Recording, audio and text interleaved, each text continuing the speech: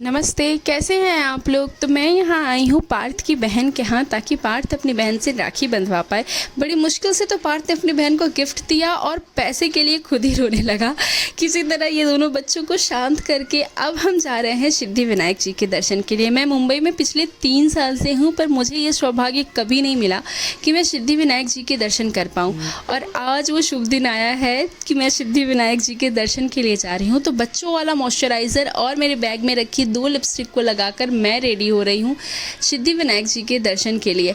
बालों को लेकर मेरा उलझन कभी ख़त्म नहीं होती। मतलब मेरे बाल लंबे हैं और टूटते हैं, इसके लिए मैं बालों के साथ बहुत कम ही एक्सपेरिमेंट करती हूँ।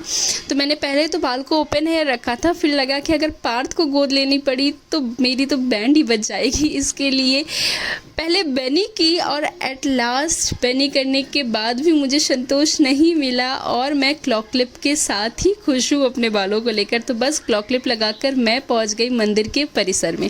साथ में है मेरी जेठानी और वो क्यूट सी एंजल, इसका नाम ही एंजल है, ये जितनी क्यूट है। तो हमने यहाँ लिया प्रसाद और अब हम जा रहे हैं एंट्री के लिए। ये मतलब सिद्धिविनायक जी का मेरा ये पहला दर्शन है और मैं बहुत खुश हूँ, बहुत ज़्यादा ही खुश हूँ।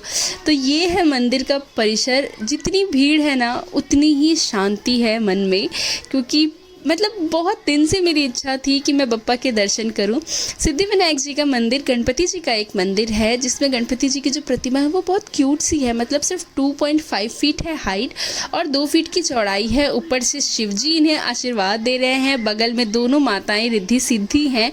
और इस मंदिर में जो गणपति जी की सूंड है वो दाईं तरफ है और ऐसे मंदिरों को सिद्धिदात्री मंदिर कहते हैं। तो फिर हमने पास के बजरंगबली से आशीर्वाद लिया और मूसक महाराज से अपनी जितनी भी इच्छा थी सारी बता दी कि भगवान अब पूरा कर दो बस। फिर हम चले प्रसाद लेने के लिए।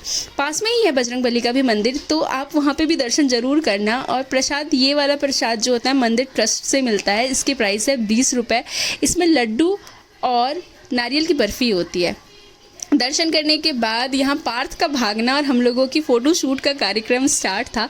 पार्थ इतनी तेज़ भाग रहा था कि मैं पकड़ ही नहीं पा रही थी। फिर पार्थ के पापा को आना पड़ा पार्थ को पकड़ने के लिए और हम यहाँ फ़ोटो शूट करा रहे थे। मतलब मेरे जेठ जी, मेरे पति और मेरी जेठानी, मतलब हम ये सारे लोग। और मैं ऑफिशियली कैमरामैन रहती हूँ हर फंक्शन में। आपसे मिलती हूँ अगले ब्लॉग में। बाय।